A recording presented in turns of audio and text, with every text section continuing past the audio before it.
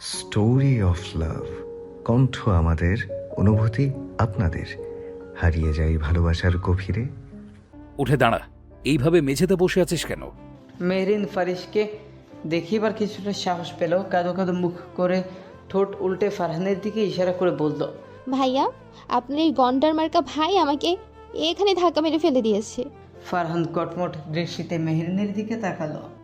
এই মেয়ে, চুপ কর বলছি। আরেকবার উল্টাপাল্টা কথা বললে এখনই ছাদে নিয়ে উপর থেকে ফেলে দেব। স্টপ ফারহান। ফারিসের ধমকে দমে গেল ফারহান। ফারহানের এমন গোবেচারা মুখ করে থাকতে দেখে মেহরিন বেশ মজা পেল। সে ঠোঁট চেপে মিটিমিটি হাসছে। এবার আরও তর্ক করো মিস্টার হিটলার। ফারিস দুজনের মাঝে দূরত্বটুকু পেরিয়ে মেহরিনের কাছে এগিয়ে এলো। সে মেহরিনের সামনে ঝুঁকে তার হাত ধরে টেনে দাঁড় করালো। মেহরিন ঠিকমতো দাঁড়াতে পারল না, ব্যথা পাওয়ার দরুন। ব্যথায় চোখ বন্ধ করে সে আবার মৃদু আওয়াজ করল। আহ! ফারিস কঠোর কিন্তু শান্ত স্বরে বলল। এই সময় এখানে কি করছিস? মেহরিন তার হাতে থাকা ব্যাগটি বাড়িয়ে দিলে ফারিসের দিকে। এটা আপু দিয়েছে, আপুর জ্বর, তাই আমি দিতে এখানে এসেছি। ভ্রু কুচকে তাকালো ফারিস, তবে প্রতিউত্তরে কিছু না বলে ছোট করে বলল। ও আচ্ছা। মেহরিন চলে যেতেই নিলে ব্যথায় ঠিকমতো হাঁটতে পারছে না। তা দেখে ফারিস মেহরিনকে ডাকলো। এই দাঁড়া, তারপর ফারহানের দিকে চেয়ে ওকে বাসায় পৌঁছে দিয়ে আয়। ফারহান আর নিজেকে ধরে রাখতে পারলো না। এতক্ষণ ধরে সে আগে ফুসছিল। একে তো ধাক্কা খাওয়ার অপমান, তার উপর গন্ডার বলা, সব মিলিয়ে তার মেজাজ সপ্তমে চড়েছিল। এবার ফারিসের আদেশ শুনে তা একেবারে বিস্ফোরিত হলো। ফারহান চেঁচিয়ে বলল, আমি পারবো না কোনো বাদরের বাচ্চাকে নিয়ে যেতে। ওকে নিয়ে আমি এক পাও নড়বো না। ফারহানের চোখে তখন আগুন জ্বলছে। ফারিসের চেহারায় মুহূর্তেই এক শীতল কাঠিন্য নেমে এলো। তার ভ্রু সামান্য কুঁচকে গেল, যা তার চরম ক্রোধের পূর্বাভাস। ফারিসের কণ্ঠস্বর খাদে নামিয়ে, আমি কি বলেছি সেটা কি তোর কানে যায়নি ফারহান? নাকি তুই এখন আমার আদেশ অমান্য করবি? এই ঠান্ডা ধমকে ফারহানের শরীরের রাগ মুহূর্তেই বরফের মতো জমে গেল। সে দাঁতে দাঁত চেপে চুপ করে গেল। কথা না বাড়িয়ে গেটের দিকে এগিয়ে গেল। তাড়াতাড়ি আসতে বলো। ফারিস মেহরিনকে ফারহানের পেছনে যেতে বলল। বাসায় যা। মেহরিন এখন দ্বিমত করে কথা বাড়িয়ে লাভ নেই, কারণ তার ভাইয়েরা শুনবার পাত্র নয়। তাই যেটা বলছে সেটা মেনে নেওয়াই শ্রেয়। তা নয়তো তাকেও ধমক খেতে হবে। মেহরিন সম্মতি দিয়েই সেখান থেকে চলে গেল। মেহরিন বেরিয়ে যেতেই ফারিস নিজের হাতে থাকা ব্যাগটির দিকে তাকালো। কিছু একটা ভেবে চোখে মুখে কিঞ্চিত হাসি ফুটে উঠল। জ্যাকেটের দিকে তাকিয়ে সে বিড়বিড় করল। Delegate lady. বলে দুই দিকে মাথা নাড়িয়ে মুচকি হাসল। ফারহানের পিছু পিছু মেহরিন খুঁড়িয়ে খুঁড়িয়ে বেরিয়ে এলো। ফারহান তার বাইকটা স্টার্ট দিতে দিতে ধমক দিয়ে বলি, সময় নষ্ট না করে চুপচাপ উঠে আয়। মেহরিন ভেঙচি কাটল। আমি আপনার সাথে বাইকে যাব না। ফারহান বিরক্ত। একে তো সে চায় না এই মেয়েকে নিয়ে যেতে, তার উপরে এই আধিক্ষেতা। এমন কথা শুনে মন চাইছে চাপকে কান গরম করে দিতে। তো কি করব ম্যাডাম বলুন? প্রাইভেট জেট নিয়ে আসবো আপনার জন্য। মেহরিন মুখ বাঁকালো। সেই মুরত আপনার আছে? ফারহান রাগে প্রায় হিস হিস করে উঠল। এই মেয়ে, আর একটা কথা বললে এখানেই গাড়ি দিয়ে পিষে ফেলবো। কথা না বাড়িয়ে চুপচাপ উঠে আয়। মেহরিন আর তর্ক করলো না। এমনিতেই দেরি হয়ে গেছে, তার উপরে এত দেরিতে বাড়ি ফিরলে মায়ের বকা ঝকা ফ্রিতেই পাবে। আর কোমরের ব্যথায় হাঁটা সম্ভব নয়। তাই সে দ্রুত বাইকে উঠে এসে পেছনে বসল। তবে ফারহানের কাছাকাছি ঘেঁষল না, যতটা সম্ভব দূরত্ব বজায় রেখে বসল। ফারহান মুহূর্তে স্পিড বাড়ালো। মেহরিনের চুল তখন হাওয়ায় উঠছে, আর সে ফারহানের পিঠের দিকে তাকিয়ে মনে মনে বলল, গন্ডার কোথাকার। ফারহান আপন গতিতে বাইক চালাচ্ছে। মেহরিন পেছনে বসে হাঁসফাঁস করছে। এভাবে বাইকে বসে থাকা তার অভ্যাস নয়। এই প্রথম সে কারো বাইকে এইভাবে বসেছে। কিছুটা অস্বস্তি লাগছে তার। হঠাৎ সামনে থেকে একটা গাড়ি বেপরোয়াভাবে ইউটার্ন নিতেই ফারহান সজোরে ব্রেক কষল। টায়ার তীব্র ঘষা খেয়ে আওয়াজ করে থামলো। মেহরিনও হুট করে ব্রেক করায় নিয়ন্ত্রণ হারালো। সে ছিটকে গিয়ে ফারহানের পিঠে ধাক্কা খেল। ব্রেক কষার কারণে কিন্তু সে যাতে পড়ে না যায়, তাই প্রায় স্বয়ংক্রিয়ভাবে ফারহান এক হাত বাড়িয়ে মেহরিনকে আগলে ধরল তার শক্ত বাহুতে। মুহূর্তের জন্য দুজনের শরীর একে অপরের সাথে মিশে গেল। মেহরিনের শরীর তখনও ব্যথায় কাতর, কিন্তু ফারহানের এই অপ্রত্যাশিত বলিষ্ঠ স্পর্শে তার শরীরের ভেতরের রক্ত যেন দ্রুত বইতে শুরু করল। বাইকের গতির মতোই এক অদ্ভুত দ্রুত অনুভূতির স্রোত বইল তার ভেতরে। ফারহানের পিঠের দিকে মুখ গুজে মেহরিন অনুভব করল তার হৃৎস্পন্দন, যা কেবল রাগের নয় বরং এক অজানা চাঞ্চল্যের। ফারহান ব্যস্ত চিন্তিত কণ্ঠে জিজ্ঞেস করল। Are you okay? মেহরিনের কানে সেই কণ্ঠস্বর তখন অন্যরকম শোনাচ্ছে। এই প্রথম সে ফারহানের মধ্যে সেই রুক্ষ রাগের বদলে এক ধরনের উদ্বেগ দেখল। মেহরিন মাথা নেড়ে সম্মতি দিল, কিন্তু মুখে কোনো কথা বলতে পারল না। তার ভেতরে তখন এক তীব্র দ্বন্দ্ব। এই লোকটাকে সে ঘৃণা করে, কিন্তু তার হঠাৎ আগলে ধরায় কেন তার ভালো লাগছে।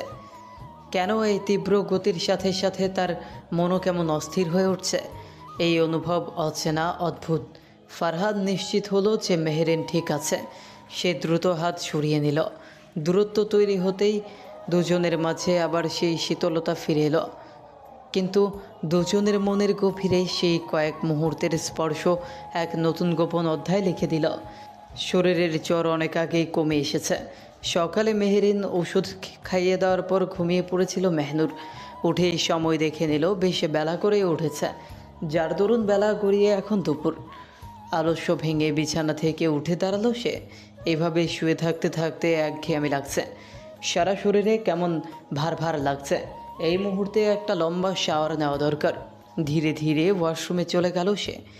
বেশ কিছুক্ষণ পর শাওয়ার নিয়ে কোমর সমান বাদামি রঙের চুলগুলো মুছতে মুছতে বেরিয়ে এলো মেহনুর। এসে ড্রেসিং টেবিলের সামনে দাঁড়ালো। নিজের চেহারার দিকে তাকিয়ে দেখলো বেশ ফ্যাকাশে লাগছে। হঠাৎ চোখ গেল হাতের দিকে। হাতের কবজি পর্যন্ত বেশ কিছু জায়গায় লালচে দাগ দেখতে পেল। চুলকানোর ফলস্বরূপ এমনটা হয়েছে ভালো বুঝতে পারছে। মনে পড়ল কাল রাতের কথা। সহসা মুখের আদল পাল্টে গেল। বিড়বিড় করে আওড়ালো। আমি এর বদলা নেই ছাড়ব মিস্টার চেঙ্গিস খান। এইসব ভাবতে ভাবতে নিচে নেমে এলো মেহনুর। সোফায় বসে মায়ের উদ্দেশ্যে ডাক ছাড়ল। মা, লায়লাকে দিয়ে এক কাপ কফি দেবে প্লিজ। মুনিরা বেগম রান্নাঘরে ছিলেন। মেয়ের গলা শুনে বেরিয়ে এলেন। কিরে, তুই না ঘুমিয়েছিলি? জ্বর নিয়ে নিচে এলি কেন? রিমোট দিয়ে টিভি চালু করতে করতে মেহনুর বলল। এখন ভালো লাগছে না কিছুটা। আচ্ছা বস, লাইলাকে দিয়ে তোর কফি পাঠাচ্ছি।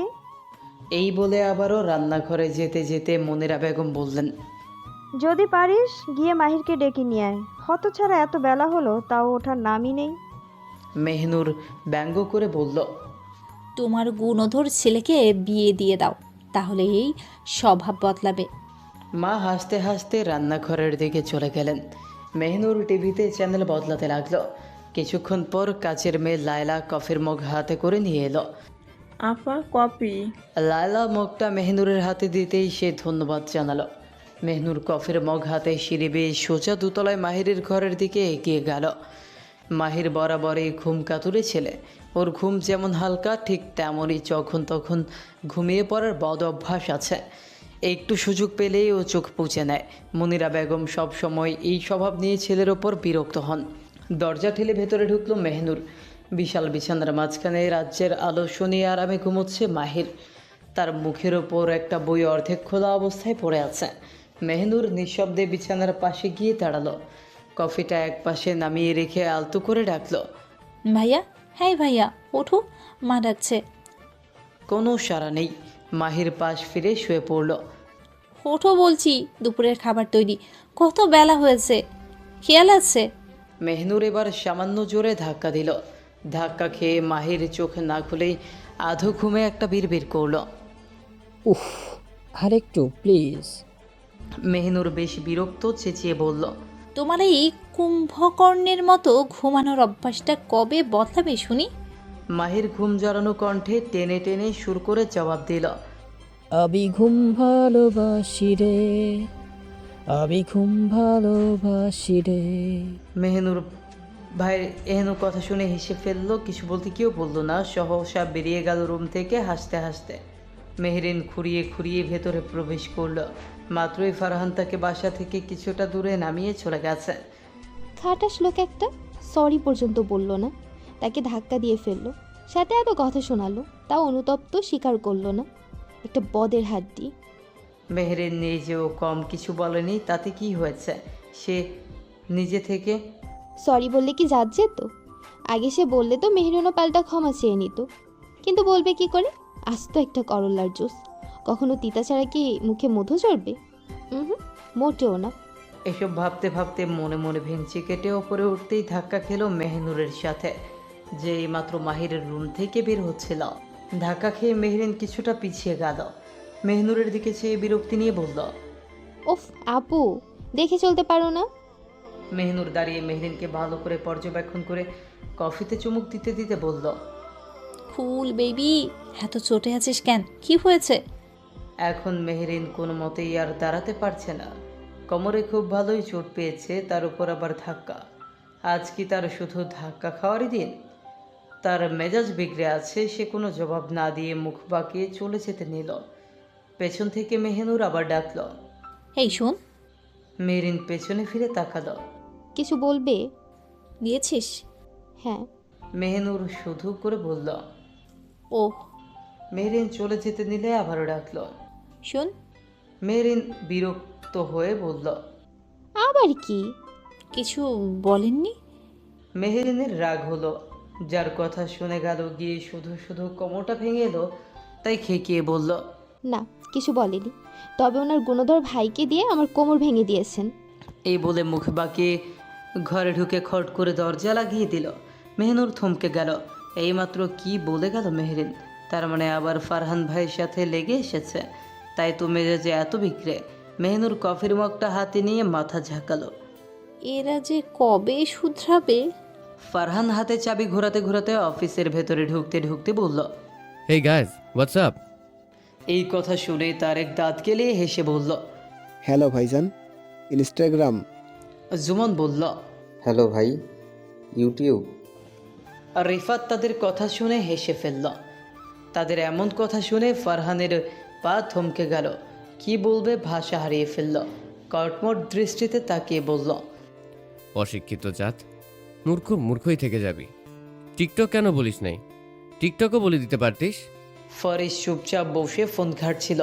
তাদের আজগুবি কথা শুনে তাদের দিকে চেয়ে ধমক দিল। এসব করার জন্য কি তোদের রেখেছি? ফারিসের গম্ভীর স্বরে ঠান্ডা ধমক শুনে চুপসে গেল সবাই, ফারহান বাদে।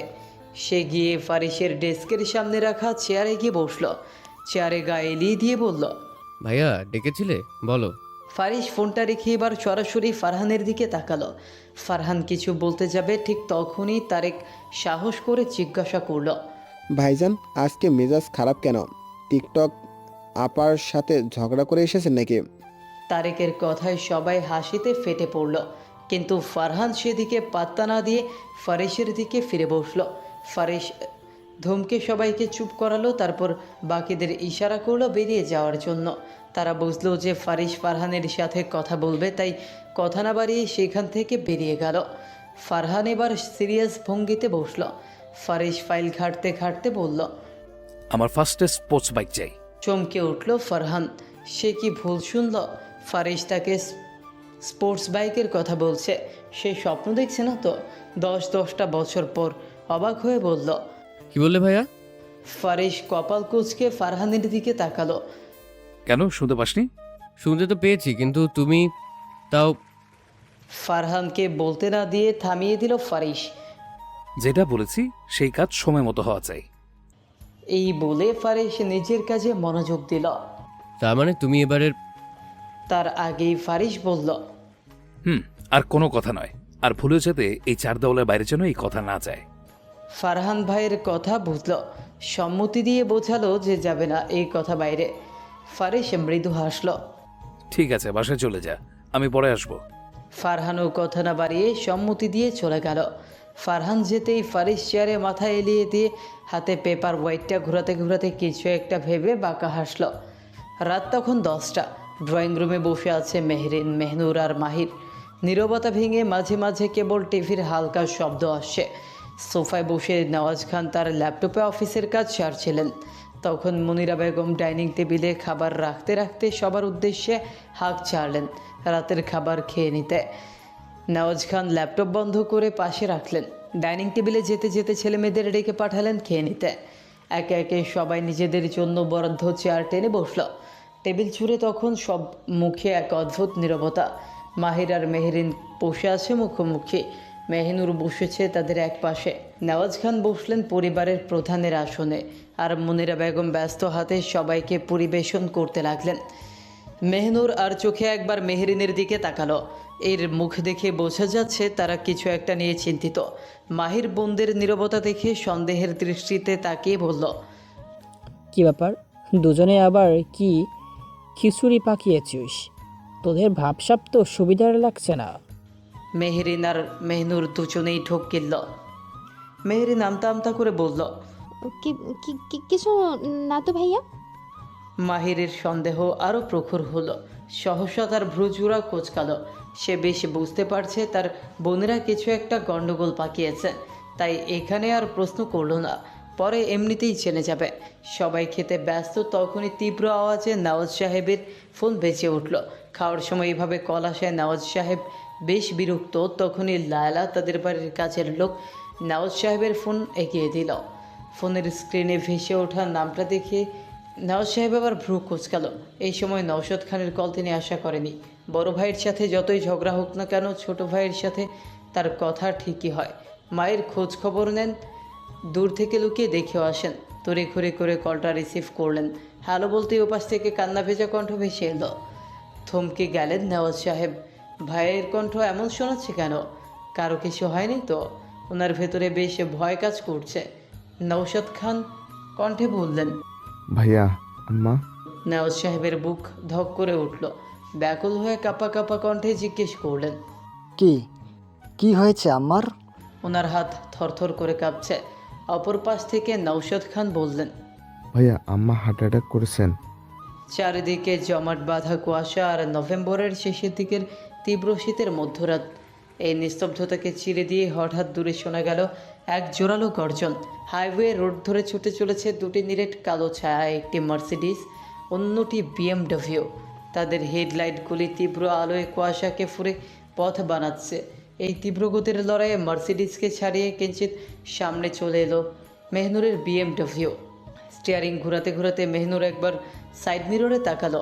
ওপারের ফারিসদের গাড়িতে দেখলো ফারিস চোখে সানগ্লাস পরে এক কোণে ড্রাইভ করছে, যেন পৃথিবীর কোনো উত্তেজনাতেই তার ভ্রুক্ষেপ নেই।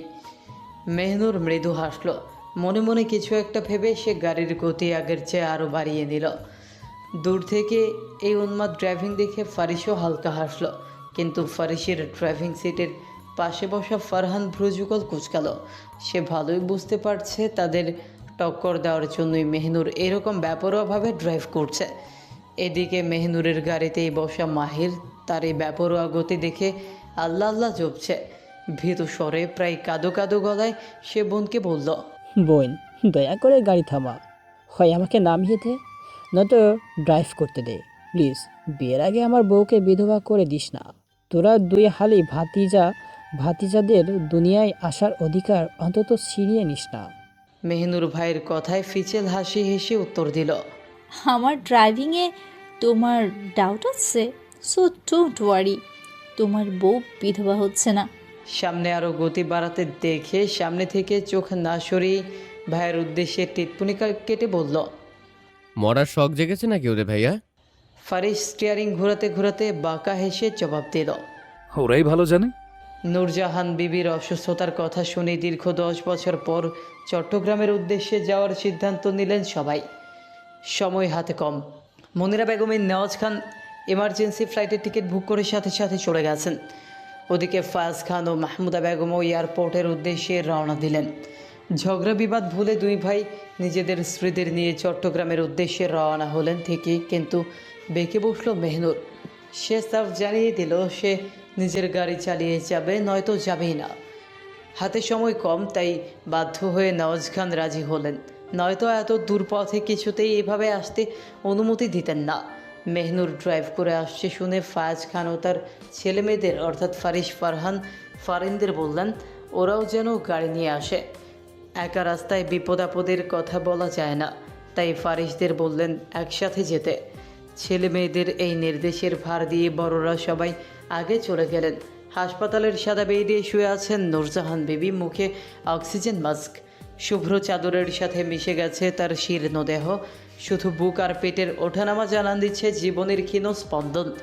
বাইরে ছিঁড়ি ছিঁড়ি কুয়াশা আর শীতের হিমেল হাওয়া, কিন্তু কেবিনের পরিবেশ থমথমে, জমাট বাঁধা, বেদনায় ভারী। ফায়াজ খান এবং নেওয়াজ খান নিজেদের শক্ত খোলসের ব্যক্তিত্বকেও ভুলে গেলেন মায়ের এই হাল দেখে।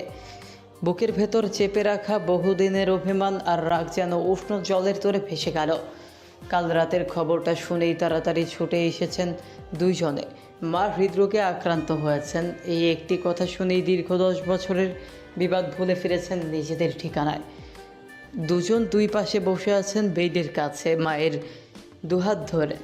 তাদের চাপা কান্নার শব্দেই কেবিনের নিস্তব্ধতা মাঝে মাঝে ভেঙে যাচ্ছে। কেবিনের ভেতরের পরিবেশ থমথমে। মনিরা বেগম, মাহমুদা বেগম এবং পাশেই রয়েছেন ইনশিরা বেগম। কারো মুখে কোনো কথা নেই। শাশুড়ির এমন অবস্থা আর স্বামীদের এমনভাবে ভেঙে পড়তে দেখে নিজেরাও ভেঙে পড়েছেন ভেতরে ভেতরে। কিছুটা দূরে নরম সোফায় বসে আছেন অতীব রূপবতী একজন মহিলা, বয়স আনুমানিক 36 থেকে 37। পাশেই বসা নওশাদ খান। তিনি মৃদুস্বরে মহিলাটির দিকে তাকিয়ে বললেন, ছোট, তোর কি মনে হয় আম্মা কি আসলে অসুস্থ? আমার কেমন যেন লাগছে। রিপোর্ট আসার পর থেকে কান্না থামিয়ে নিজের মায়ের দিকে তীক্ষ্ণ দৃষ্টিতে তাকে পর্যবেক্ষণ করছিল নাজু খান। পেশায় তিনি একজন অ্যাডভোকেট। তিনি ফাহসাবুদ্দিন খানের ছোট মেয়ে। 10 বছরের অভিমানের কারণে নিজে এখনও বিয়ে করেননি। মায়ের দিকে এতক্ষণ সন্দেহের দৃষ্টিতে চেয়েছিলেন। ভাইয়ের কথায় সম্ভিত ফিরে পেলেন। ভাইয়ের দিকে ফিরে তিনি শক্ত কণ্ঠে বললেন, শরীরের কন্ডিশন আর রিপোর্ট পুরোপুরি উল্টো। তা দেখে তোমার কি মনে হচ্ছে মা অসুস্থ? নওশাদ খান ফিসফিস করে বললেন, আমি যা ভাবছি সেটা নয় তো। নাজুয়া খান দীর্ঘশ্বাস ফেললেন। তার চোখে মুখে এক তীব্র বিরক্তি। এসব তোমাদের বিচ্ছুদেরই কাজ। কিছুক্ষণ পর দুই ছেলেকে আরও অস্থির করে দিয়ে নূরজাহান বিবি ধীরে ধীরে চোখ খুললেন। তার চোখ ছলো, কণ্ঠ স্বর ক্ষীণ। নূরজাহান বিবি আলতো করে অক্সিজেন মাস্কটি মুখ থেকে সরালেন। ধীরে সুস্থে হাত দুটো টেনে নিলেন ছেলেদের বাঁধন থেকে।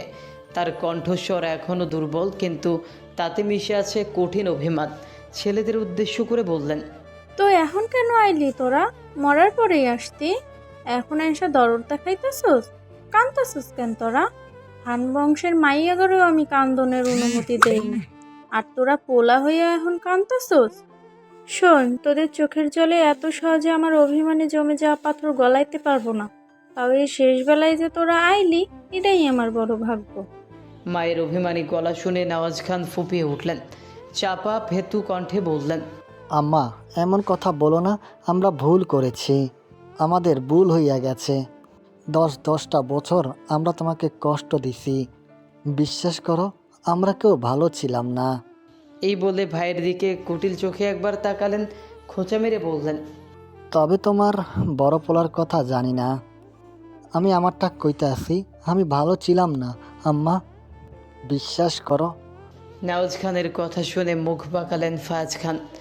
এমন একটা সময়ও যে ওনার ভাই সুযোগ খুঁজে কখন ওনার সাথে রাখবে, একটা সুযোগ হাতছাড়া করবে না। নূরজাহান বিবি একটা দীর্ঘশ্বাস ফেলে মুখ ফিরিয়ে বললেন, কষ্ট তো তোরা দিবি। তোরা কষ্ট দেওয়ার লাগে আমারই পাইছিলি। নিজেরা যেমন দূরে চইলা গেলি, তোদের বাপও আমারে ভুল বুঝা নিজের মাইয়ার কাছে সুদূর বিদেশ পাড়ি জমাইলো। কেউ ভাবলো না আমার কথা একবার। তাও তো ঠিক, এই বুড়িরে আর কত দরকার তোদের? তোরা খালি ভুলই বুঝবার পারবি। এই বলে কেঁদে দিলেন। একটু থেমে আবারও বললেন, তোগো বাপ যাইবার আগে কি কয়ে গেছিল জানিস? সব দোষ তোমার নূরবানু, তুমি পোলা করে বিগড়াইছো। এর লেগা নাকি তোরা অবাধ্য হইছিলি, তাই তোরা কারো তোয়াক্কা না করে এমন করছস। তোর অতিরিক্ত ভালোবাসা দিয়ে মানুষ করার ফল কি হইল দেখলি? না তোরা বুঝলি, আর না তো তোদের বাপ বুঝলো। তোরাও গেলি, উনিও আমায় দোষী কইরা চইলা গেল।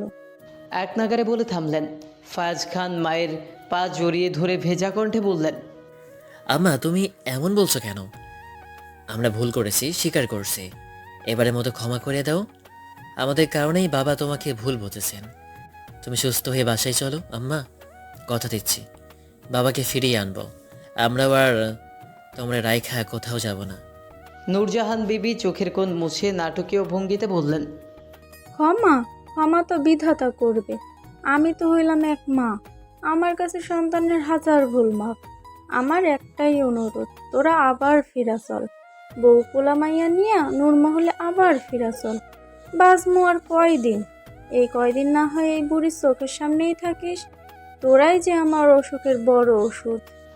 এক কোণে দাঁড়িয়ে গোটা দৃশ্যটা দেখছে নাতি নাতনিরা মেহরিন, মেহনুর, নেহান আর নীল।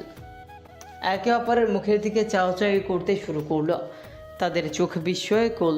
নেহান ফিসফিস করে মেহনুরের কানের কাছে মুখ নিয়ে বলল, এই দাদুমা কি কখনো আগে সিনেমায় কাজ করতেন? এত সুন্দর অভিনয় তো আজকালকার হিরোইনরাও এত নিখুঁতভাবে করতে পারে না। একদম যেন থিয়েটারের লাস্ট সিন চলছে। মেহরিন ও কানের কাছে মুখ নিয়ে বলল, ও মাই গড, দাদু দেখছি পুরো অপরাধী মা সেজেছেন। এই ডায়লগগুলো তো মনে হচ্ছে স্টার জলসার কোনো সিরিয়ালের প্রোমো থেকে নেওয়া। মেহনুরও একই ভঙ্গিতে বলল, আহ, কি অসাধারণ অভিনয়! বুঝিসনি, 10 বছরের অভিমান ভাঙতে হলে এরকম পারিবারিক মেলোড্রামা দরকার। এই বলে ঠোঁট চেপে হাসলো। নীলু ঠোঁট চেপে একই ভঙ্গিতে বলল, কি অসাধারণ অভিনয়! বুঝিসনি 10 বছরের অভিমান ভাঙতে হলে এরকম পারিবারিক মেলোড্রামা দরকার। এই বলে ঠোঁট চেপে হাসলো। আমার মনে হয় উনি দুপুর 2টার নাটকগুলো খুব মন দিয়ে দেখেন। দেখো, এবার বলবেন, যা তোদের ক্ষমা করে দিলাম, তোরা সুখে থাক। আর সাথে সাথে ডেকোরেটর এসে হাসপাতালের সেটটা ভেঙে দেবে। এই বলে ওরা সবাই মুখে লুকিয়ে হাসলো। হাসি থামিয়ে নিহান বলল, যাই বলিস মেহনুর, আমাদের প্ল্যান কিন্তু সাকসেস। মেহনুর বাঁকা হেসে চোখ হালকা শুরু করে বলল, মেহনুরের প্ল্যান বলে কথা, সাকসেস তো হওয়ারই ছিল। তখনই মাহির তাদের ফিসফিসানি শুনে কাছে এসে ভ্রুযুগল কুচকে জিজ্ঞেস করল, কি সাকসেস হওয়ার কথা বলছিস তোরা? নেহান সহসা কথা পাল্টে বললে, আরে না, কিছু না ভাইয়া। মাহির সন্দেহ বড় দৃষ্টিতে তাকালো। এবার সে কনফার্ম হয়েছে, যা আসলে কিছু একটা জট পাকিয়েছে। তাদের চেহারা দেখে বোঝা যাচ্ছে তাদের তো সে পরে দেখে নেবে। ঠিক তখনই ফারিসার ফারহানের সাথে কেবিনে প্রবেশ করলেন শান্ত গম্ভীর চেহারার একজন ডাক্তার। নেহান আগে থেকেই ডাক্তারকে তাদের প্ল্যান বুঝিয়ে রেখেছে। এই ডাক্তার তার বন্ধুর চাচা, তাই সহজেই মানাতে পেরেছে। নওয়াজ খান ডাক্তারকে দেখে উঠে দাঁড়িয়ে বললেন, আপনি মাকে সুস্থ করে তুলুন, যা করবার আমরা করব। ডাক্তার আজহার গম্ভীর স্বরে বললেন, দেখুন, আমি বুঝতে পারছি আপনারা এই পরিস্থিতিতে খুব আবেগপ্রবল হয়ে পড়েছেন, কিন্তু আমি একজন চিকিৎসক হিসাবে আপনাদের একটা পরিষ্কার কথা বলে দিতে চাই। চশমাটা ঠিক করে নিয়ে, সুস্থ তো আমরা অবশ্যই করার চেষ্টা করব, তবে সব রোগ শুধু ওষুধে সারে না। আপনাদের মায়ের হার্ট অ্যাটাক হয়েছে, এটা সত্যি, তবে তার প্রধান রোগ হলো একাকিত্ব এবং গভীর মানসিক আঘাত। গলার স্বর নামিয়ে, মেডিকেল টিমে একে বলে ব্রোকেন হার্ট সিনড্রোম। আপনারা দূরে চলে যাওয়ার পর থেকেই এই সমস্যা শুরু। ফাজ খান ভীত স্বরে বললেন, আমরা এখন কি করব ডাক্তার? ডাক্তার আজহার বললেন, ওনাকে হাসপাতালে আটকে রেখে লাভ নেই।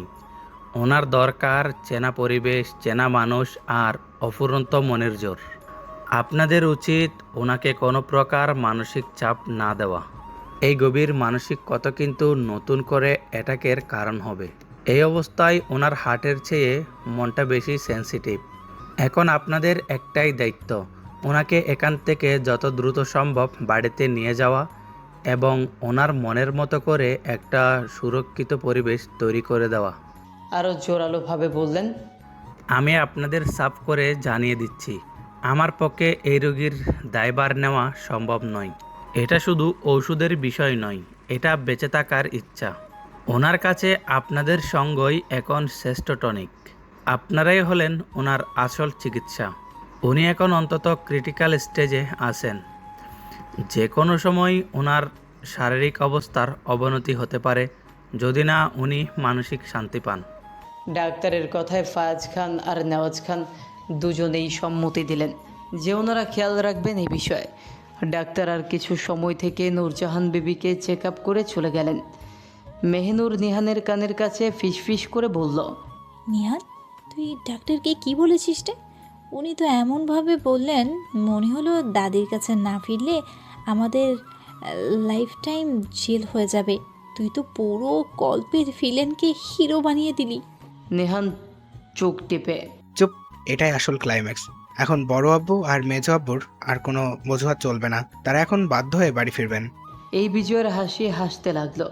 তাদের হাসি দেখে ফারহানের কিছু একটা খটকা লাগলো, যে বেশ বুঝতে পারছে কিছু একটা গড়বড় আছে। রাতের 8টা, সন্ধ্যা পেরিয়ে রাত গভীর হতে শুরু করেছে। 10 বছর পর আজ যেন নূরমহলের ড্রয়িং রুমে বাতাসও ভারী। বিকেলেই নূরজাহান বিবিকে হাসপাতাল থেকে ডিসচার্জ করার পর তাকে নিয়ে সবাই নূরমহলে ফিরেছেন। দীর্ঘ 10 বছর পর নিজের বাড়িতে ফিরেছেন ফায়াজ খান ও নেওয়াজ খানের পরিবার।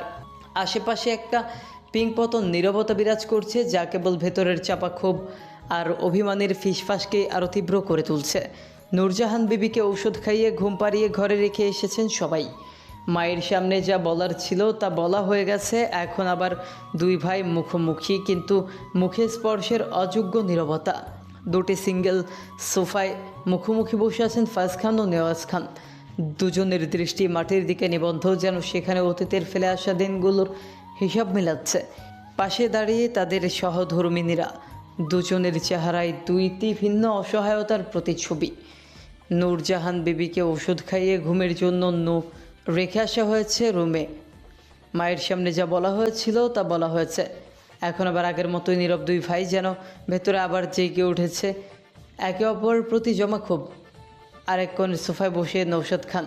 ভাইদের এভাবে গম্ভীর হয়ে বসে থাকতে দেখে এবার গলা খাকারি দিয়ে নীরবতা ভাঙলেন নৌশাদ খান। আর কতদিন এমন চলবে ভাই? তোমাদের এই মনোমালিন্য, ছেলেমেয়েরা বড় হয়েছে, এখন যদি জিদ ধরে বসে থাকবে? নেওয়াজ খান ভাইয়ের দিকে তাকালেন, তবে কিছু বললেন না। মাথা নিচু করে নিজের পায়ের দিকে চেয়ে বসে রইলেন। ফায়াজ খান এবার মুখ খুললেন। গম্ভীর স্বর ফায়াজ খান: যারা নির্বোধ তাদের বোঝানো উচিত এই কথা, আর যারা এক লাইনে জায়গায় 10 লাইন বেশি বোঝে তাদের বোঝা উচিত কি করতে হবে। নেওয়াজ খান ভালো করেই বুঝলেন তাকে উদ্দেশ্য করে বলেছেন এই কথা। মনে মনে তাচ্ছিল্য করে বললেন, আসছেন বেশি বুঝদার মানুষ, নিজে বড় হয়ে তুচ্ছ কথা নিয়ে বাড়ি ছেড়ে চলে যেতে পারে, আবার আমাকে দোষ দিচ্ছে আমি নির্বোধ। নেওয়াজ খান নওশাদ খানের দিকে তাকালেন।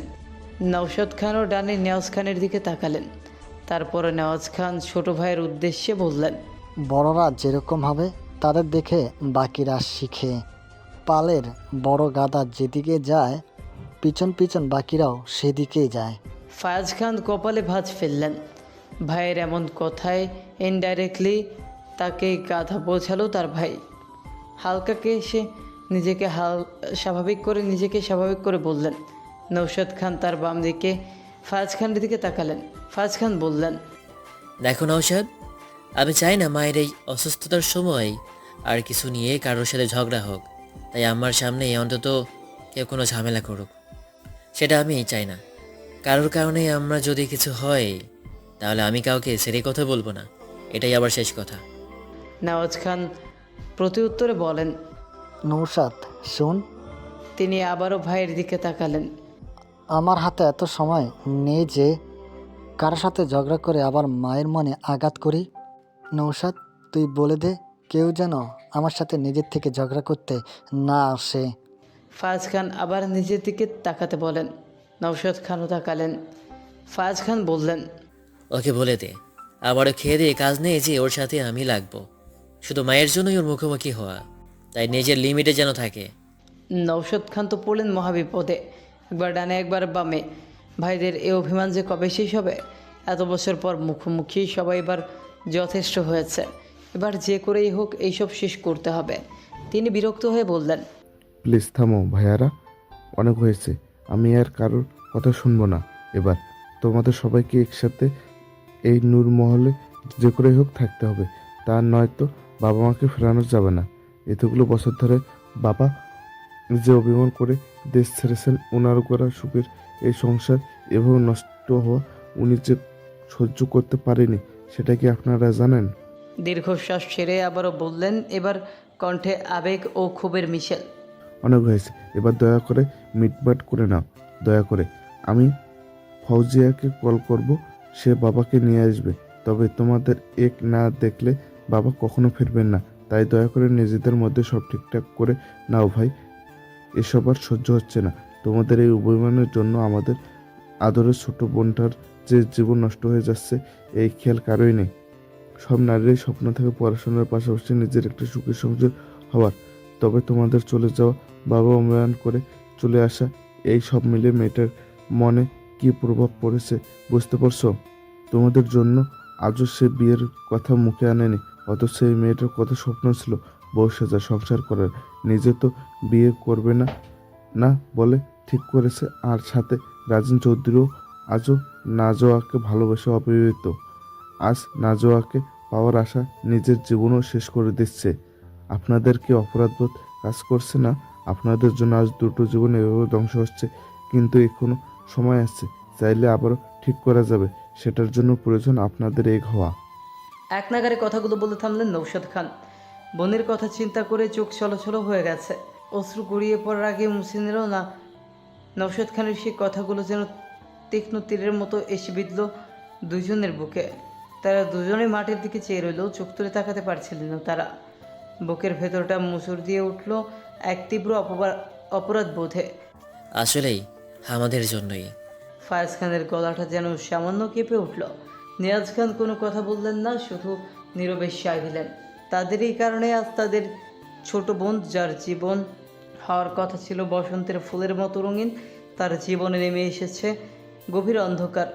রঙিন দিনগুলো বিবর্ণ হয়ে গেছে কেবল তাদের কারণেই। বোনটি চাইলে হয়তো পারত সব ভুলে বিয়ে করে নতুন জীবন শুরু করতে, কিন্তু নিজের মনের গভীরে পুষে রাখা তীব্র অভিমান আর সেই সঙ্গে অক্লান্ত জেদ, এই দুটোই তাকে বেঁধে রেখেছিল অদৃশ্য শৃঙ্খলে। ভালোবাসার মানুষকে হৃদয়ে ধারণ করেও সে তাকে কাছে টেনে নেয়নি। বছরের পর বছর ধরেই সেই কষ্টকে আঁকড়ে রেখেছে। আর রাজেন চৌধুরী, সেও যেন নিয়তির এক নীরব শিকার। ভালোবেসেও সে আজও বিয়ে করেনি। দুটি জীবন যা পূর্ণতা পেতে পারত একটি সুন্দর সংসারে, তা আজ বিষাদের প্রতিচ্ছবি। দুইটা জীবন নষ্টের পিছনে আমরাই দায়ী। নওয়াজ খান ফিসফিস করে বললেন, যেন নিজের পাপের স্বীকারোক্তি করছেন। আমাদের কারণে একটা গোছানো সুন্দর পরিবার তছনছ হয়ে গেল। কিন্তু কাকে বোঝাবেন তারা? নিয়তি নামের এক অদৃশ্য শক্তি যেন আড়াল থেকে তাদের বাধ্য করেছে এই কঠিন কাজটি করতে। তারা দুজনেই অসহায়, নিজেদের ভুল আর নিয়তির নিষ্ঠুর খেলার শিকার। এখন শুধু নীরব অনুশোচনা ছাড়া তাদের আর কিছুই করার নেই। ঠিক তখনই কলিং বেল বেজে উঠল। নওশাদ খান উঠে গিয়ে দরজা খুলতে স্তব্ধ হয়ে দাঁড়িয়ে গেলেন। চোখ ছলছল করছে, মুখ থেকে কোনো কথা বের হচ্ছে না, যেন থমকে গেছেন। তার সামনে দাঁড়িয়ে আছেন 70 থেকে 75 বছর বয়সী একজন প্রৌঢ়। বয়স হলেও তার দৃঢ়ভাব এতটুকু কমেনি। দেখে ঠিক যেন 50 থেকে 60 বছর বয়স এদের মতো লাগছে, যা তার ব্যক্তিত্বে বয়সের প্রভাব ফেলতে পারেনি। তার ঠিক পাশেই দাঁড়িয়ে আছেন 40 থেকে 45 বছর বয়সের মাঝামাঝি বয়সের এক মহিলা, পরনের শাড়ির সাথে ওভারকোট। নিজের বাবা ফাহসামউদ্দিন খান এবং বোনকে ফৌজিয়া খানকে এভাবে সামনে দেখে নওশাদ খান পুরোপুরি পাথর হয়ে গেছেন। দীর্ঘ 10 বছর পর তাদের এইভাবে সামনে দেখবেন তা তিনি ভাবতেও পারেননি। নওশাদ খানকে এভাবে দাঁড়িয়ে থাকতে দেখে পেছন থেকে নওয়াজ খান উঠে এলেন। তিনিও একই রকমভাবে স্তম্ভিত হয়ে গেলেন। বিস্মিত হয়ে ধীরে ধীরে অস্ফুট স্বরে আওড়ালেন, বাবা। ফায়াজ খানও শোনা মাত্র তিনি এগিয়ে এলেন দরজার কাছে। তিনিও রীতিমতো আশ্চর্য হয়ে গেলেন। দরজার সামনে দাঁড়িয়ে থাকা ফাহসামউদ্দিন খান ও ফৌজিয়া খানকে এইভাবে দাঁড়িয়ে থাকতে দেখে 3 ভাই যেন অতীতের সব বেদনা ভুলে গিয়েছিলেন। ফাহসামউদ্দিন খান তীক্ষ্ণ দৃষ্টিতে চেয়ে আছেন তার ছেলেদের দিকে। মুখে কোনো কথা নেই। দীর্ঘদিনের জমানো অভিমান আর নীরবতার দেয়াল ভেঙে সেই মুহূর্তে তিনি যেন ছেলে মেয়েদের চোখে চোখে রেখে তাদের মনের ভেতরের অস্থিরতাটুকুও বোঝার চেষ্টা করছেন। ছেলে মেয়েদের জন্য তার মন যে পড়ছে, সেই কষ্ট আর চাপা যন্ত্রণা কীভাবে ফুটে ওঠে সেটা কিভাবে বোঝাবেন? ছেলেরা ফিরে আসার খবর আর তার প্রাণপ্রিয় স্ত্রীর অসুস্থতার কথা শুনে তিনি আর এক মুহূর্ত বিদেশে কাটাতে পারেননি। দীর্ঘদিনের অভিমান ভুলে সমস্ত দূরত্ব বিলিয়ে তিনি ছুটে এসেছেন। দরজার চৌকাঠের সামনে দাঁড়িয়ে ফাহসামউদ্দিন খান শুধু দেখলেন 1 দশক ধরে পুষে রাখা নীরবতার ফল কি ভয়াবহ হয়েছে। তার চোখের দৃষ্টিতে কোনো রাগ ছিল না, ছিল শুধু একরাশ গভীর অনুতাপ, যা সময়ের সঙ্গে সঙ্গে আরও তীব্র হয়েছে। ফৌজিয়া খান পাশে দাঁড়িয়ে বাবার কাঁধে আলতো করে হাত রাখলেন। বাবার এই নীরবতা, এই বেদনা তিনি যেন অনুভব করতে পারছিলেন। বাবা ভাইয়ের দিকে সিক্ত নয়নে চেয়ে আছেন তিনিও। তখনই দরজার কাছে লাগেজ হাতে এসে দাঁড়ালো ফারিস, ফারহান আর মাহির। তাদের পাশেই দাঁড়িয়ে আছে ফৌজিয়া খানের ছেলে মেয়ে মারওয়া আর মিনার। আসলে তাদের অসুস্থতার খবর শুনে ফারিস আগেই ফুপিকে ফোন করে জানিয়েছিল, তাই কাউকে না জানিয়ে দ্রুত ফ্লাইট ধরে বিদেশ থেকে চলে এসেছেন তারা।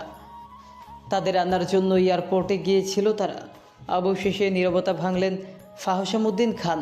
মুখভঙ্গি স্বাভাবিক কিন্তু কঠোর ও শক্ত কণ্ঠে ছেলেদের উদ্দেশ্যে বললেন, এই দরজা থেকে সরে দাঁড়াও, সরে দাঁড়াও, নাকি আমার বাড়ির ভেতরে আসতে তোমাদের অনুমতি নিতে হবে? হ্যাঁ। ফায়াজ খান আর নেওয়াজ খান একে অপরের দিকে তাকালেন। বেশ বুঝতে পারছেন বাবা এখনও তাদের উপর অভিমান করে আছে। দুই ভাই আর কোনো কথা না বলে বাবাকে জড়িয়ে ধরলেন। কান্না ভেজা কণ্ঠে কাঁপা কাঁপা স্বরে ফায়াজ খান বললেন, আমাদের ক্ষমা করে দাও বাবা, আমরা ভুল করে ফেলেছি। নওয়াজ খানও একই ভঙ্গিতে বললেন, আমি ছোট ছিলাম বাবা, জিদ করে অন্যায় করে ফেলেছি, মাফ করে দাও বাবা, আর অভিমান করে থেকো না। উপস্থিত সকলে দেখছিলেন বাবা ও ছেলেদের এতদিনের অভিমান। ফাহসামউদ্দিন খানের ছোট ছেলে চোখ ছলছল করছে। তিনি কাঁপা কাঁপা হাতে দুই ছেলের মাথায় হাত রাখলেন। ধীরে ধীরে মৃদু স্বরে বললেন, ফাহসাম, আরে আমি না হয় ক্ষমা করলাম, কিন্তু ফেলে আসা সেই 10 বছর কি তোমরা ফিরিয়ে দিতে পারবে? পারবে আমার এই সুখের সংসারে সেই সুখ পুনরায় ফিরিয়ে দিতে পারবে তোমরা? পারবে? ফায়াজ খান চোখ মুছে মাথা তুললেন, অনুতাপের স্বরে বললেন, ফিরিয়ে না দিতে পারি বাবা, তবে এবারের চেয়ে সুন্দরভাবে একসাথে থেকে গুছিয়ে দিতে পারবো। নওয়াজ খানও সম্মতি দিলেন ভাইয়ের কথায়। ফাহসামউদ্দিন খান মৃদু হাসলেন, হেসে বললেন, আরে কাঁচ যেমন ভেঙে জোড়া দিলেও যেমন দাগ থেকে যায়, তেমনি কোনো জিনিস চাইলেও আগের মতো করা যায় না। পেছন থেকে ফারিস জবাব দিল, গম্ভীর স্বরে বলল, চাইলে জোড়া দিয়েও তাতে পুনরায় নতুন রূপ দেওয়া যায় দাদাজান। তার জন্য একতা জরুরি, সাথে জরুরি ইচ্ছা। ফারিসের এই তীক্ষ্ণ জবাবে ফাহসামউদ্দিন খান অবাক হলেন। নাতির কথায় একটা গভীর সত্য নিহিত ছিল। পরিবারের সব সদস্যের ইচ্ছা আর একতাই যে পারে এই ভাঙা সংসারকে আবার জোড়া দিতে, এমনকি আগের যে সুন্দর করে তুলতে। এই সত্য উপলব্ধি করলেন তিনি। ফাহসামউদ্দিন খান ফারিসের কথায় অনুপ্রাণিত হয়ে গভীর নিঃশ্বাস নিলেন। অভিমান আর ক্ষোভের সমস্ত ভার যেন এবার নেমে গেল কাঁধ থেকে। তিনি আর দেরি করলেন না। দীর্ঘ 10 বছর পর তার জীবনে ফিরে আসার মূল কারণ নূরজাহান বিবি। তিনি ছেলেদের দিকে স্থির চোখে একবার তাকিয়ে কারো দিকে আর ভ্রুক্ষেপ না করে ধীর পায়ে শয়নকক্ষর দিকে এগিয়ে গেলেন। নূরজাহান বিবির শয়নকক্ষ বিশাল খাট, তাতে শান্ত ভঙ্গিতে চোখ বুজে শুয়ে আছেন। হয়তো কেউ আলো কমিয়ে দিয়েছে, কেবল মৃদু নাইট ল্যাম্পের হলুদ আভা ভাসছে ঘরে। ফাহসামউদ্দিন খান নিঃশব্দে ঘরের দরজা ভেজিয়ে ভেতরে এলেন। তার বিশাল দেহটা দরজার কাছে দাঁড়িয়ে কিছুক্ষণ থমকে রইল। সামনে তার জীবন সঙ্গিনী, যিনি তার জীবনের সব সুখ, সম্পদ ও সমস্যার কেন্দ্রবিন্দু। তিনি ধীরে ধীরে খাটের পাশে গিয়ে দাঁড়ালেন। নূরজাহান বিবির চেহারায় অসুস্থতার ছাপ স্পষ্ট, কিন্তু এখনও সেই তেজস্বী ভাবটা পুরোপুরি মিলিয়ে যায়নি। ফাহসামউদ্দিন খান কিছুক্ষণ চেয়ে রইলেন সেই মুখে, যে মুখের ওপর তিনি রাগ করে দীর্ঘ 10 বছর দেশ ছেড়েছিলেন। তার মনে পড়ল নূরবানু, নূরজাহান বিবির ডাকনাম।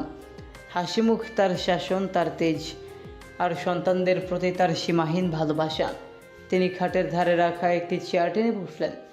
এরপর অতি সন্তর্পণে, যেন কোনো ঘুমের না যায়, নূরজাহান বিবির শীর্ণ হাতের উপর নিজের কাপা হাতটি রাখলেন।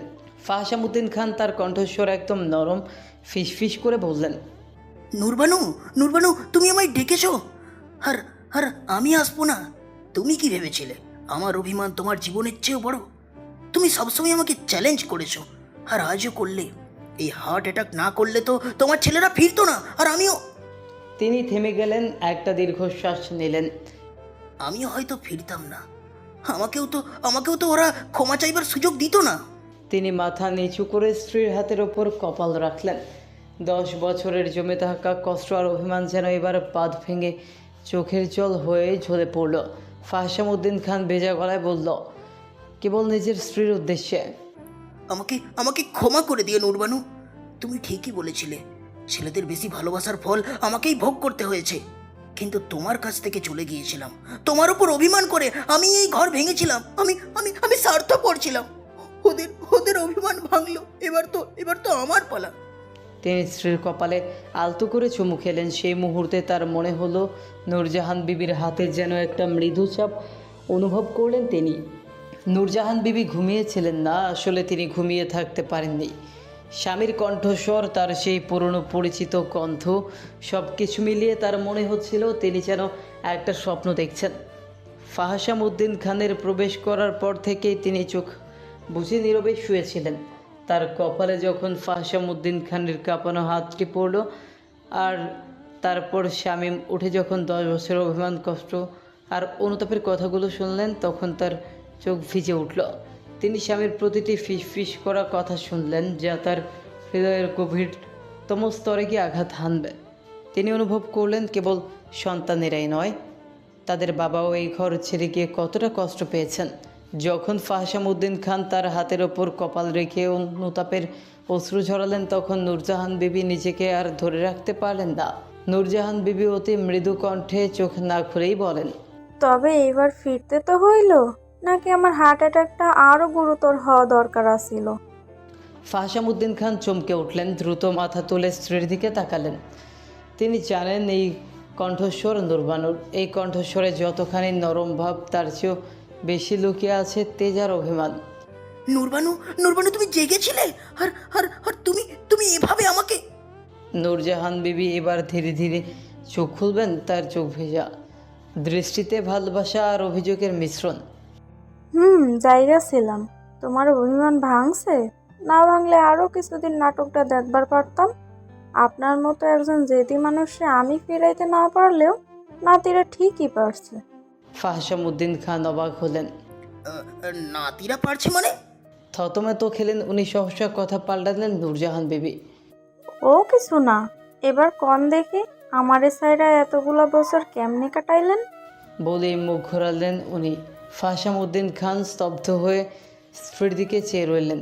ফাহাসাম উদ্দিন খান স্ক্রিনের হাতটি ধরে এবার আর কোনো চেটনি, কেবল আত্মসমর্পণ করে বললেন, ভীষণ কষ্টে কেটেছে নূরবানু। মনে হচ্ছিল বিদেশে একা থাকলেও আমার মনটা সবসময় এই নূর মহলেই পড়ে আছে। আমাদের ছেলেদের ক্ষমা করে দিয়েছি, এবার তুমি আমাকে ক্ষমা করে দাও।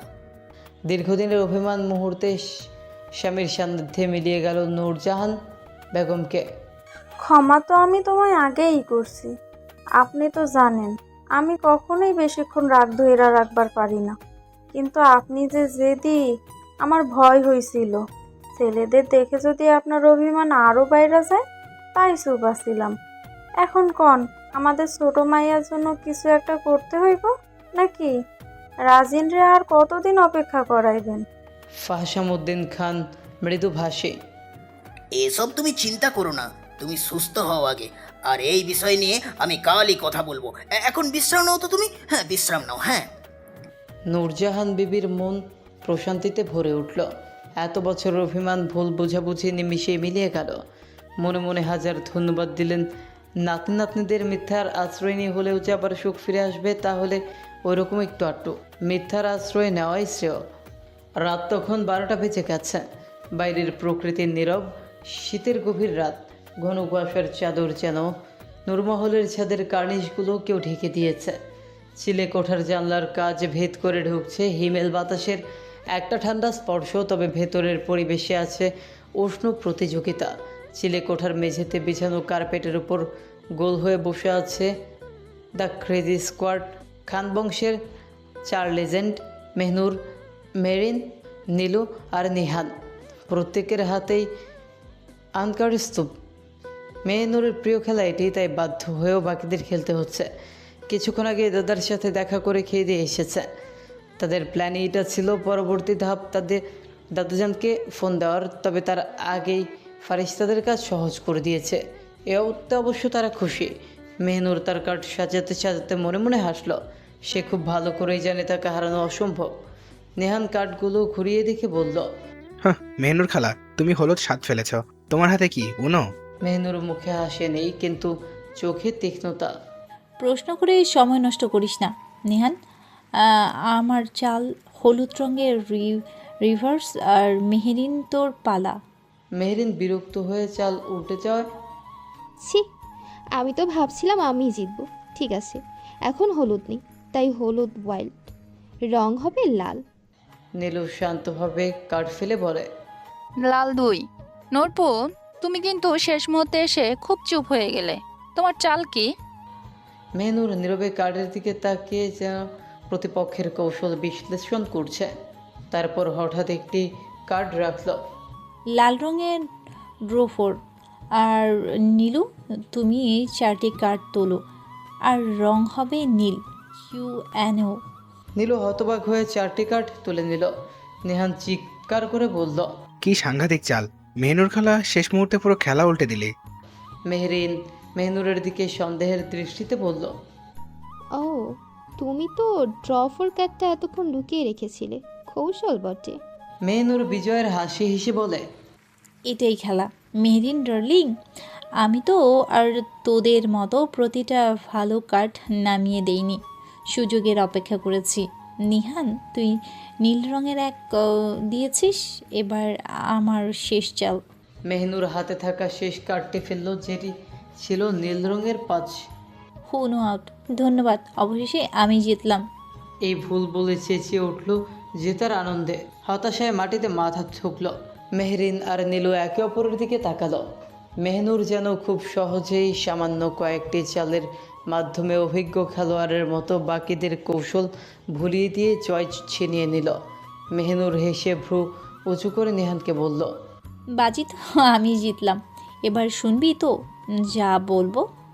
নিহান হতাশ হয়ে দীর্ঘশ্বাস ছাড়ল। না শুনে কি উপায় আছে? তোর মতো ডাইনি না হলে যে আমার ঘাড় মটকাবি। মেহনুর মুখ বাঁকালো। টাইনি বলিস যখন, এবার তোকে কঠিন কাজই দেব। দাঁড়া। হয়েছে হয়েছে, তাড়াতাড়ি বলে ফেল। মেহনুর দুষ্ট হেসে বলল, বারবিকিউ পার্টি চাই রাইট নাও। এ বলে ভাবলে সেনভাবে চোখ সরিয়ে কপালের সাইডে আসা চুলগুলো ফুদিয়ে উড়ানো। নেহান চোখ বড় বড় করে তাকালো, খেকিয়ে বলল, পাগল হয়েছিস? এত রাতে আমি একা এসব করবো কিভাবে? বলেই বোনের দিকে কাঁদো কাঁদো মুখ করে তাকালো। নেহানের চেহারা এমন দেখে মেহনুরের মনে বোধহয় মায়া হলো, তাই সে আশ্বাস দিয়ে বলল, হয়েছে, একা করতে হবে না, আমরা সবাই সাহায্য করব। তাছাড়া কতদিন পর একসাথে আমরা, তাই এভাবে একটু এনজয় করাই যায়। মেহরিন আর নীলু সম্মতি দিল, তাদের চোখ মুখেও আনন্দের ঝিলিক। মেহরিন বলল, হ্যাঁ নিহান ভাই, চলো না। এতদিন পর সবাই এসেছি, আর বাড়ির পরিবেশও এখন ভালো। একটু আনন্দ না করলে চলে? ঠিকই তো, আমরা সবাই আছি, তুমি শুধু আমাদের পথ দেখাও। অগত্যা নেহান বাধ্য হয়ে রাজি হলো। শীতের গভীর রাতে বাড়ির ছাদে মধ্যরাতে বারবিকিউ পার্টি আয়োজনের জন্য সব কিছু অ্যারেঞ্জ করতে নিচে নেমে গেল। তার সাথে মেহরিন আর নীলও গেল রান্নার সরঞ্জাম আর মাংস গোছানোর জন্য। রাত তখন গভীর, তবে নূরমহলের ছাদ এখন উষ্ণতায় ঝলমল করছে। সুবিশাল জায়গা জুড়ে তৈরি এই বাড়িটি, যা কোনো জমিদার বাড়ি থেকে কম নয়। বাড়িটা পুরনো দিনের কারুকার্যময় হলেও ভেতরটা সম্পূর্ণ আলাদা। প্রতিটা কোণে আধুনিকতার ছোঁয়া, যা যুগের সাথে তাল মিলিয়ে পরিবর্তিত হয়ে আসছে। ছাদের মাঝখানে একটি বড় বারবিকিউ গ্রিল বসানো। গ্রিলের কয়লার আগুন থেকে যে তাপ উঠে আসছে তা শীতের ঠান্ডা হাওয়াকে শরীরে লাগতে দিচ্ছে না। চারপাশের নিস্তব্ধ গ্রামীণ এলাকায় ঠান্ডাটা স্বাভাবিকের চেয়ে বেশি। ছাদের আলোয় যতদূর দেখা যাচ্ছে কেবল খালি পড়ে থাকা ধানের ক্ষেত আর জমিগুলো, আর তার পাশে কিছু ফসলের জমিতে থাকা সর্ষে বাগান। ছাদের আলোয় দূর থেকে যার হলুদ আভা বোঝা যাচ্ছে। ছাদের মধ্যখানে গোল হয়ে বসে আছে the crazy squad. Mehnur, Mehreen, Nilu, Nihan. তাদের সাথে যোগ দিয়েছে ফজিয়া খানের যমজ ছেলেমেয়ে মারুয়া আর মিরান। বারবিকিউয়ের কথা শুনেই তারা উৎসাহী হয়ে এসেছে। যদিও তারা দূর কানাডায় থাকে, তবুও তাদের মধ্যে যোগাযোগ ছিল বলে সহজেই সবাই একে অপরের সাথে মিশে যেতে পেরেছে। নিহান আর মিরান ব্রাশ হাতে চিকেনে তেল ব্রাশ করছে। নিহান মিরানের দিকে তাকিয়ে বলল, দেখ মিরান, তেলটা যেমন ভালোভাবে লাগে এই কাবাবের উপরই আমার রাতের সম্মান নির্ভর করছে। মিরান হাসতে হাসতে বলল, টেনশন নিও না নিহান ভাই, আমরা কানাডাও অনেক বারবিকিউ করি, দারুণ হবে। কিছুক্ষণ আগেই নিহান তার গিটারটা মেহনুরকে দিয়ে গিয়েছিল। তা হাতে নিয়েই টুংটাং আওয়াজ করছিল মেহনুর। তাদের সবার মধ্যে মেহনুরের গানের গলাটা প্রফেশনাল সিঙ্গারদের মতো ছোটবেলা থেকেই। সবার অনেক জোরাজোরির পর অবশেষে মেহনুর তার প্রিয় তানভীর ইভানের গান ধরল। শীতের নীরব রাত ভেদ করে মেহনুরের মায়াবী কণ্ঠস্বর ভেসে উঠল। গানটি গাওয়ার মাঝে হঠাৎ কি যেন একটা ভেবে মেহনুরের ছাইরঙা চোখগুলো ছলছল করে উঠল। তবে জল গড়িয়ে পড়ার আগেই সে মুছে নিল, যা কেউ খেয়াল করেনি। সমস্ত আবেগ যেন মেহনুর তার গাওয়ার মাঝে ঢেলে দিল। তার ভেতরের তোলপাড়, সেই অজানা বেদনা সবার কাছে অজানাই রয়ে গেল। মেহনুর গান শেষ করতেই সবার হাততালি দিল, সাথে প্রশংসাও করল। মারুয়া আর মিরান এই প্রথম শুনেছে, বিস্মিত নয়নে মুগ্ধ হয়ে শুনেছে। মারুয়া গানের শেষ হলে হাততালি দিয়ে বলল, দারুণ মেহনুর আপু, তোমার গানের গলা তো বেশ, ঠিক যেন তানভীর ইবনানের ফিমেল ভার্সন। নীলু কিছুটা সন্দিহান দৃষ্টিতে তাকিয়ে জিজ্ঞেস করল, হ্যাঁ অসাধারণ, কিন্তু তোমার চোখে জল কেন? গানটা কি খুব দুঃখের? মেহনুর দ্রুত নিজেকে সামলে নিয়ে আমতা আমতা করে বলল, আরে না, ঠান্ডা লেগেছে তো, তাই চোখ একটু ভিজে গেছে। এবার নিহানের উদ্দেশ্যে বলল, কাবাবগুলো উল্টা নিহান, গন্ধটা দারুণ আসছে। মেহনুর হাসার চেষ্টা করলো, কিন্তু তার চোখের কোণে লেগে থাকা সামান্য আর্দ্রতা গোপন করতে পারল না। এই সব কিছুই চোখে এড়ায়নি ফারিসের। সে ঘর থেকে বেরিয়েছিল নিচে পানি খাওয়ার জন্য। তবে ছাদ থেকে গানের আওয়াজ আসতেই সে ছাদের দরজার কাছে এসে দাঁড়ায়। শান্ত দৃঢ় ভঙ্গিতে বুকের ওপর হাত ভাঁজ করে দরজার সাথে হেলান দিয়ে দাঁড়িয়ে এতক্ষণ মেহনুরকে পর্যবেক্ষণ করছিল। চাঁদের ঝলমলে আলোয় মেহনুরের মায়াবী চেহারা স্পষ্টই দেখতে পাচ্ছিল ফারিস। মেহনুরের কান্নাও তার চোখ এড়ায়নি। এতক্ষণ সেও মুগ্ধ হয়ে একধ্যানে গান শুনছিল। গান শেষ হতেই সে সম্বিত ফিরে পায়। তারপর হালকা মুচকি হেসে দ্রুত সেখান থেকে চলে যায়। তার প্রস্থান কারো চোখে না পড়লেও মেহনুর ঠিকই দেখেছিল যখন ফারিস এসে দাঁড়িয়েছে। ফারিসের এই নীরব উপস্থিতি আর হঠাৎ চলে যাওয়া মেহনুরের ভেতরের তোলপাড়কে আরও কিছুটা বাড়িয়ে দিয়েছে। তার এই গোপন কষ্ট কেউ না দেখুক, ফারিস যে খেয়াল করেছে এটা সে বুঝতে পারল। ফারিস যেতেই মেহনুর আপন মনে বিড়বিড় করল, সূর্যের আলোয় ঝলসে যাব জেনেও হাত বাড়িয়েছি, নীল আকাশের রং ছুঁতে পারবো না জেনেও তাকিয়েছি, পাবো না জেনেও আশায় থাকার নামই কি তবে একতরফা ভালোবাসা? এতে যদি তোমার সুখ, তবে সেই ভালোবাসাই আমার হোক।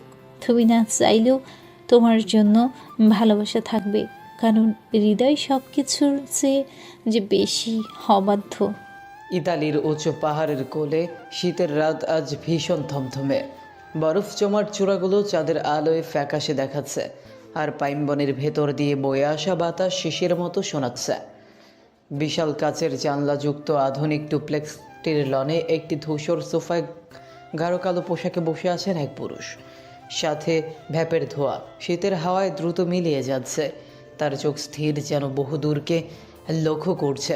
চারপাশে কঠোর নীরবতা, কিন্তু সেই নীরবতাকে আরও ভারী করে তুলেছে কালো কমব্যাক পোশাকে সজ্জিত সসজ্জ গার্ডরা টানটান হয়ে দাঁড়িয়ে আছে। তাদের মুখ ঢাকা, হাতে রাইফেল, প্রত্যেকেই যেন মূর্তিমান সতর্ক। নীরবতা ভেঙে ভীতু কণ্ঠে কাঁপা কাঁপা সুরে কথা বলল নির্ঝর, স্যার আমাকে ছেড়ে দিন প্লিজ।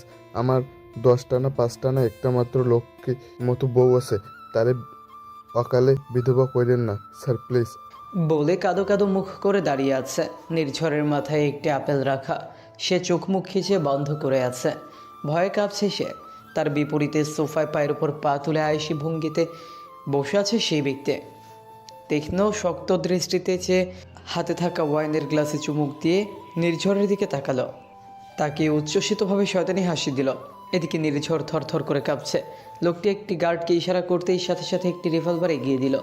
লোকটি তা নিয়ে বাঁকা হাসি দিয়ে নির্ঝরের দিকে তাকালো।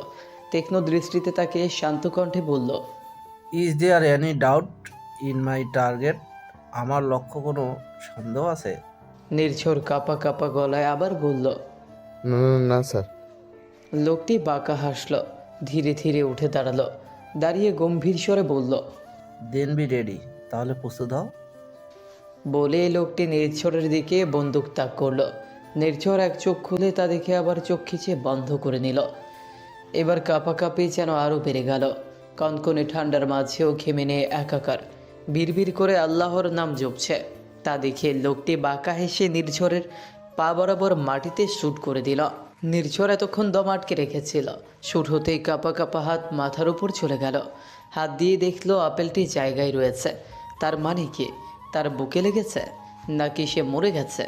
এসব ভাবতে ভাবতে ভয়ে ভয়ে বুকে হাত দিয়ে চেক করলো, না কিচ্ছু হয়নি। এই ভেবে স্বস্তির নিঃশ্বাস ছাড়ল।